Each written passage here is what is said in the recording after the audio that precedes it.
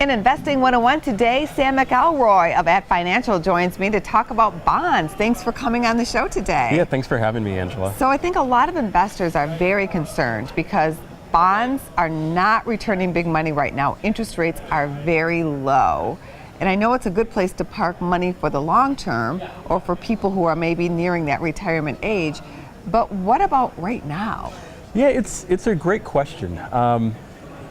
As the market's been flirting with all-time highs, people naturally start to have this question about, what do you do when the market starts to contract? And are bonds really a good hedge against your equity positions?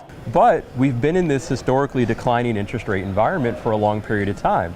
In this year, we've already seen two interest rate increases. And so the question is, if we start to see this generational reversal where interest rates are now starting to rise, then is that going to make the value of bonds fall, and will bond funds really be a good hedge against the market? Well, right now, though, as you know, Sam, we've really not seen a flight to quality. So bonds are just not seeing big inflows of money at this point. So what do you think right here? Is it better to do an individual bond here or maybe enter into a bond fund? What's better?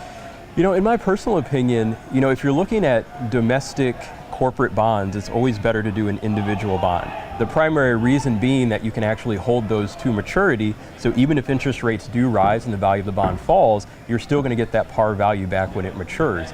Inside of a bond fund, you don't have that ability. You basically are going to have your shares based off the net asset value of the bonds in the fund. So if the underlying bonds fall in value, that's a real loss to people, something that a lot of people don't realize. Well, how do you look for individual bonds? What do you do?